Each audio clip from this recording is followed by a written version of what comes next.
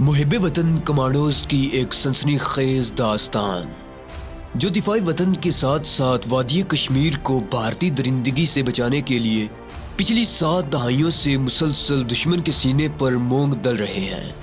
کہانی کی طرف بڑھنے سے پہلے آپ سے گزارش ہے کہ چینل کو سبسکرائب کیجیے اور ویڈیو کو لائک کیجیے۔ آئیے کہانی کی طرف چلتے ہیں۔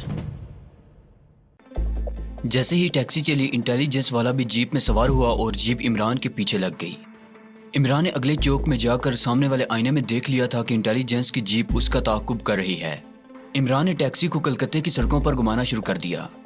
وہ ایک سٹور میں گیا، وہاں سے نکل کر دوسرے سٹور میں گیا، اس کے بعد ہوڈا برج کی طرف روانہ ہو گیا۔ انٹیلیجنس کی جیپ برابر اس کا پیچھا کر رہی تھی۔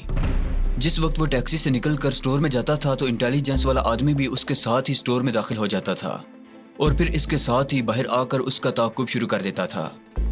عمران کو اب اس آدمی سے پیچھا چھڑانا تھا۔ عمران ٹیکسی کو ہوڈا ریلوے اسٹیشن کی طرف لے آیا۔ یہاں سے کچھ دور ہی شہر کا مشہور بہو بازار تھا۔ بہو بازار میں عمران کو معلوم تھا کہ امپیریل رس گلہ شاپ ہے۔ عمران 2 بار یہاں آ چکا تھا۔ اس رس گلہ شاپ کے باتھ روم کا دروازہ بازار کی ایک عقبی گلی میں کھلتا تھا۔ عمران نے بہو بازار میں آ کر ٹیکسی امپیریل رس گلہ شاپ کے سامنے کھڑی کروائی اور ٹیکسی میں ڈرائیور کو پورا کرایہ ادا کرنے کے بعد کہا، یہاں سے ابھی جانا مت، میرا 10-15 منٹ تک انتظار کرو۔ اگر میں 10 منٹ تک نہ آیا تو بے شک چلے جانا۔ عمران نے ڈرائیور کو 10 روپے انعام بھی دے دیا۔ ٹیکسی سے اترنے کے بعد رسگلہ شاپ میں داخل ہونے سے پہلے اس نے ایک اچھڑتی ہوئی نگاہ پیچھے ڈالی۔ انٹیلیجنس کی جیپ بھی کچھ فاصلے پر آ کر کھڑی ہو گئی تھی۔ عمران رسگلہ شاپ میں داخل ہو کر ایک میز پر بیٹھ گیا۔ یہ ہوٹل کی طرز کی دکان تھی۔ وہاں اور بنگالی عورتیں اور مرد بھی بیٹھے رسگلے کھا رہے تھے۔ عمران نے مزید وقت ضائع کرنا مناسب نہ سمجھا اور ہاتھ دھونے کے بہانے غسل خانے میں داخل ہو گیا۔ غسل خانے میں آتے ہی اس نے پچھلا دروازہ کھولا اور گلی میں نکل کر جتنی تیز چل سکتا تھا ایک طرف چلنے لگا۔ ان تمام گلیوں سے وہ واقف تھا۔ 2-3 گلیوں میں سے گزرنے کے بعد وہ ایک بازار میں نکل آیا۔ یہاں سے اس نے ایک خالی آٹو رکشہ لیا اور اسے پرانے تال کی طرف چلنے کو کہا۔ چندن پور والا بنگلہ پرانے تال سے زیادہ دور نہیں تھا۔ رکشہ تیزی سے روانہ ہو گیا۔ عمران نے رکشے کی پچھلی کھڑکی میں سے دیکھا، سڑک پر دوسری گاڑیاں آ جا رہی تھی مگر ان میں انٹیلیجنس کی جیپ نہیں تھی۔ اس نے انٹیلیجنس والوں سے جان چھڑا لی تھی۔ رات کے 10:30 بج رہے تھے جب وہ دلاری کے پاس پہنچا۔ دلاری اس کا بے چینی سے انتظار کر رہی تھی۔ اسے دیکھتے ہی بولی، تم ٹھیک ہو نا؟ ہاں بالکل ٹھیک ہوں، لالا جی کہاں ہیں؟ دلاری نے بتایا کہ لالا جی ابھی تک ڈنر سے واپس نہیں آئے۔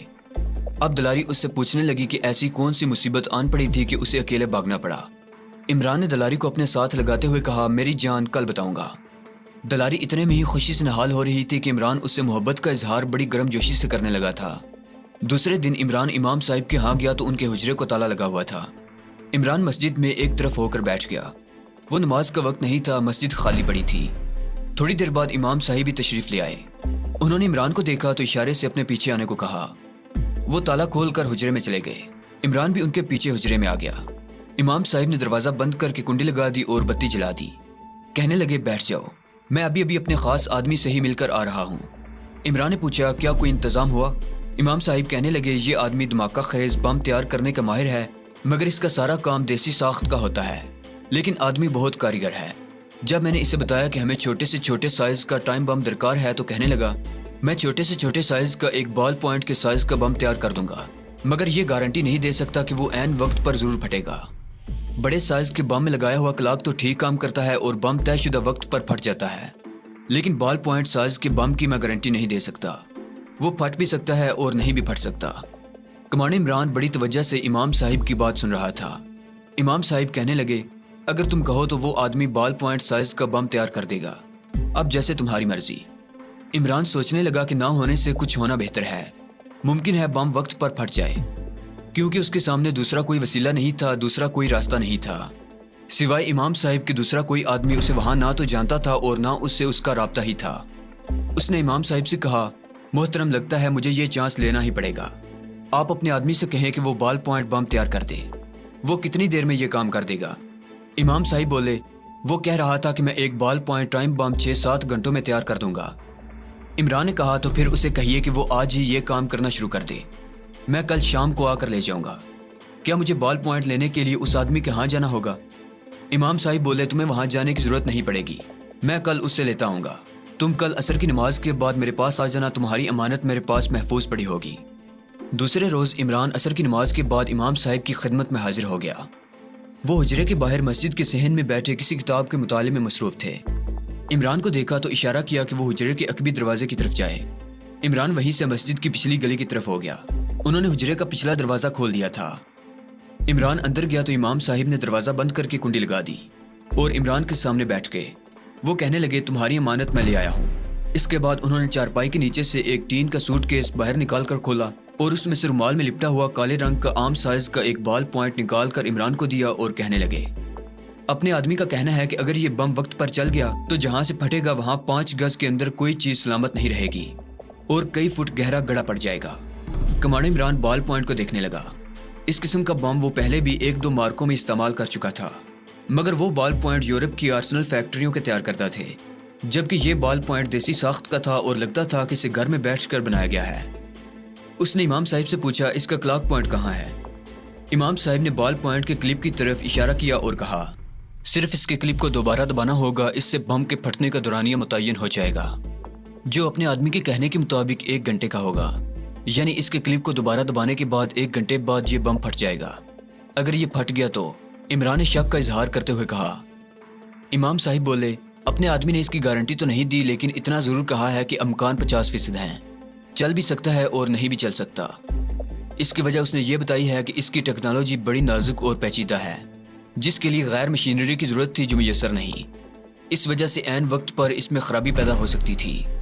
کمانڈر عمران نے بال پوائنٹ کو رومال میں لپیٹ کر اپنی جیب میں رکھ لیا اور امام صاحب کا شکریہ ادا کرنے کے بعد وہاں سے واپس لالا ٹیکم چند کے بنگلے میں واپس آ گیا۔ اسی رات لالا جی کی زبانی معلوم ہوا کہ چندن پور والے جنگل کے ایمونیشن ڈپو میں اگنی میزائلوں کی کھیپ آنی شروع ہو گئی ہے۔ بعد میں دلاری کی زبانی بھی اس کی تصدیق ہو گئی۔ اپنے اس مشن میں عمران دلاری کو شریک نہیں کر سکتا تھا۔ یہ اس کا وہ اہم ترین مشن تھا جس کی خاطر عمران نے دلاری سے عشق و محبت کا ڈرامہ رچایا تھا اور جس کی وجہ سے وہ وہاں اتنی دیر سے بیٹھا ہوا تھا۔ دلاری نے عمران کو بتایا کہ لالا جی 2-3 دن غیر حاضر رہیں گے کیونکہ چندن پور میں انہوں نے جو ایمونیشن ڈپو تعمیر کیا ہوا ہے وہاں فوجی کانوائے آنا شروع ہو گئے ہیں۔ دلاری کو لالا ٹیکم چند فوجی ٹھیکیدار نے اگنی میزائلوں کے بارے میں صرف اتنا ہی بتایا تھا کہ انہیں فوجی کانوائے لے کر آ رہے ہیں، اس سے زیادہ اس نے دلاری کو کچھ نہیں بتایا تھا۔ کمانڈر عمران چاہتا تھا کہ دلاری کے ذریعے اگنی میزائلوں کی سپلائی کے بارے میں مزید معلومات حاصل کرے، لیکن اس خیال سے کہ کہیں دلاری کو شک نہ ہو جائے وہ زیادہ خرید بھی نہیں سکتا تھا۔ تیسرے دن لالا جی بنگلے پر واپس آئے تو ان کی زبانی معلوم ہوا کہ ان کا کام مکمل ہو گیا ہے اور اب وہ واپس دلی جانے کی تیاریاں کر رہے ہیں۔ کمانڈر عمران چوکس ہو گیا۔ بال پوائنٹ بم اس کے پاس موجود تھا، صرف اسے اگنی میزائل ڈپو کے اندر کسی طرح پھینک دینا تھا۔ بظاہر یہ معمولی سا کام تھا، لیکن عملی طور پر ایک انتہائی مشکل اور بہت حد تک ناممکن کام تھا۔ چندن پور کے اس میزائل ڈپو میں جسے بھارتی حکام نے خفیہ رکھا ہوا تھا، حفاظتی انتظامات بقول لالا ٹیکم چند اتنے سخت تھے کہ کوئی چڑیا بھی وہاں پر نہیں مار سکتی تھی۔ کمانڈر عمران اگر کسی تدبیر پر عمل کرتے ہوئے دن کے وقت وہاں چلا بھی جاتا تو بیرک میں مقیم بھارتی یونٹ کا صوبیدار میجر اور اس کی گشتی پارٹی کے سپاہی اسے پہچان سکتے تھے اور وہ مجاہدین کے فرار کے سلسلے میں پہلے ہی سے اس کی تلاش میں تھے۔ عمران کافی سوچ بچار کے بعد اس نتیجے پر پہنچا کہ یہ کام اسے اکیلے ہی کرنا ہوگا اور اس مشن کو رات کی تاریکی میں سر انجام دینا ہوگا تاکہ کوئی اسے شناخت نہ کر سکے۔ اب دلاری اور لالا ٹیکم چند اس کے لیے کوئی اہمیت نہیں رکھتے تھے، ان سے عمران نے جو کام لینا تھا وہ لے لیا تھا۔ یہ لوگ اب اس کی نگاہوں سے اوجھل ہو چکے تھے۔ اس کے سامنے صرف اس کا ٹارگٹ تھا جہاں رات کے اندھیرے میں کسی طرح پہنچ کر اس بال پوائنٹ کو میزائلوں کے نو تعمیر شدہ ڈپو کے اندر پھینکنا تھا۔ اس مشن کے لیے ضروری تھا کہ عمران ایک رات پہلے ٹارگٹ کا سروے کرے اور یہ دیکھے سیکیورٹی کے انتظامات کس قسم کے ہیں اور کامیابی کے امکانات کتنے فیصد ہیں۔ ٹارگٹ اس نے دیکھا ہوا تھا۔ جیسا کہ ہم بیان کر چکے ہیں، جب ایمونیشن ڈپو تیار ہو رہا تھا تو کمانڈر عمران دلاری کے ساتھ اسے دیکھنے گیا تھا۔ اس نے نوٹ کیا تھا کہ ایمونیشن ڈپو ایک بڑے ہال کمرے کی شکل میں ہے جس سے 2 فٹ کے فاصلے پر فوجی یونٹ کی 2 بیرکیں ہیں۔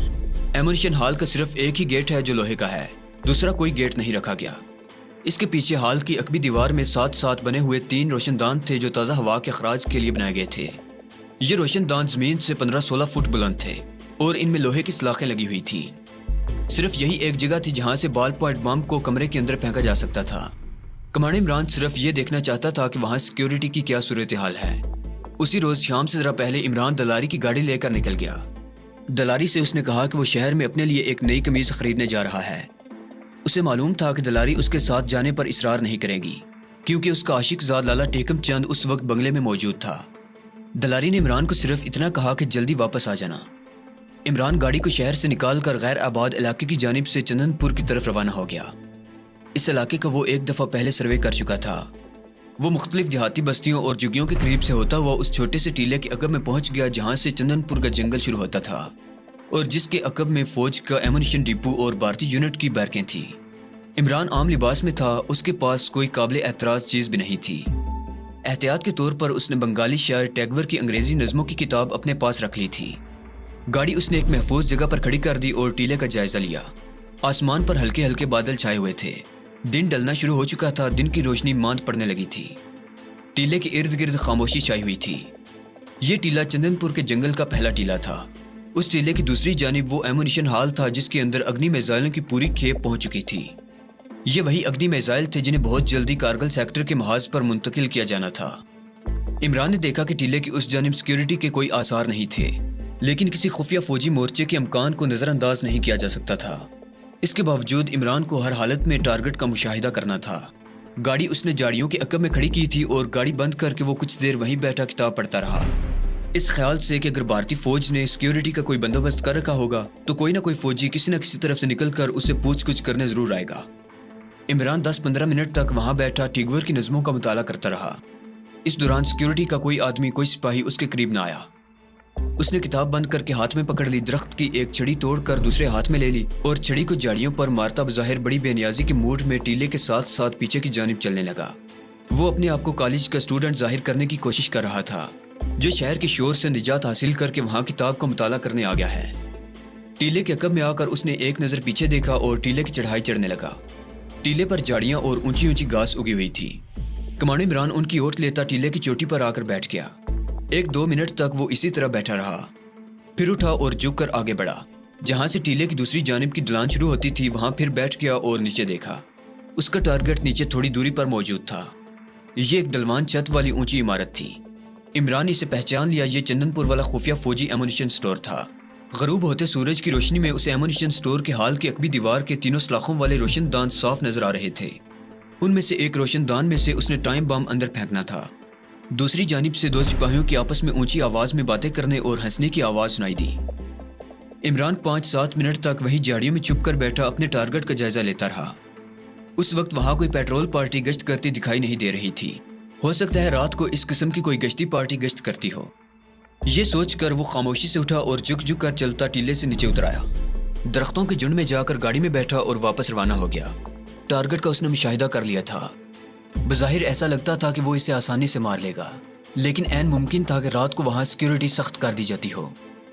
لیکن کمانڈو عمران کو ہر حالت میں اگنی میزائل کے اس ایمونیشن سٹور کو اڑانا تھا، کیونکہ چند روز کے اندر اندر یہاں سے ان میزائلوں کی کارگل کے محاذ پر انڈین آرمی کو سپلائی شروع ہونے والی تھی، جس کو ہر حالت میں ناکام بنانا عمران کا فرض تھا۔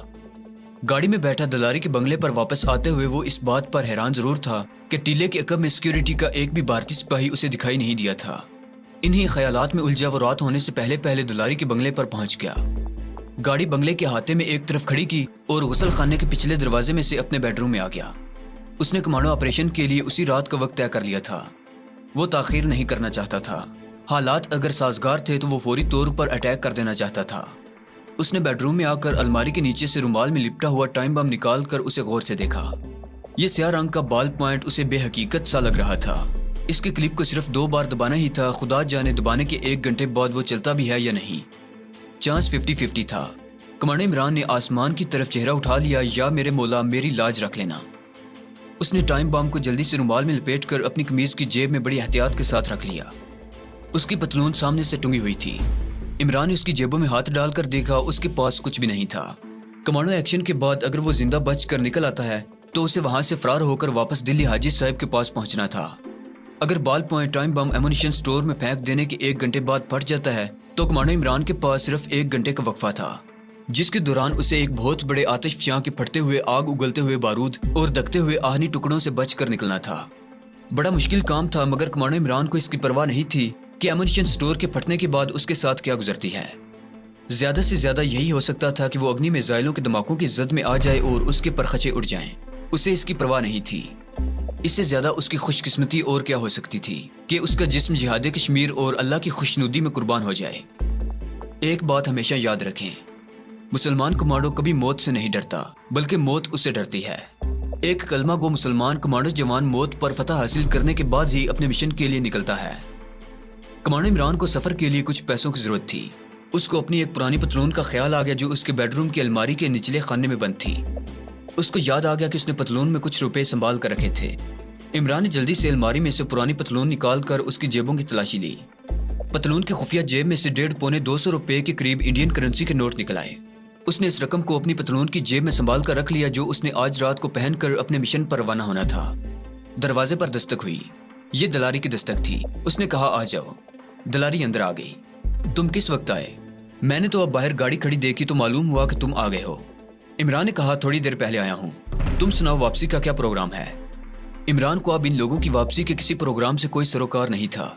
उसकी तरफ से वो जहां चाहे जाएं। वो उनसे आधी रात के बाद हमेशा हमेशा के लिए रुखसत होने वाला था। लेकिन दलारी से वो इस किस्म की बातें नहीं कर सकता था। दलारी उसके पास आकर पलंग पर बैठ गई। इमरान का हाथ अपने हाथ में ले लिया और उसे प्यार से सहलाते हुए बोली, लाला जी तो कल सुबह की फ्लाइट से दिल्ली चले जाएंगे। हम लोग कल नहीं तो परसों यहाँ से रवाना हो जाएंगे। मैं तो कहती हूँ कि हमें यहाँ से भोपाल जाने की क्या जरूरत है? हम यहाँ से सीधे बम्बई क्यों नहीं चले जाते? आखिर भोपाल से भी तो हमें बम्बई ही जाना होगा। दलारी बेचारी ये ख्वाब देख रही थी कि वो इमरान को साथ लेकर बम्बई में अपनी सहेली के यहाँ चली जाएगी और वहाँ दोनों शादी कर लेंगे।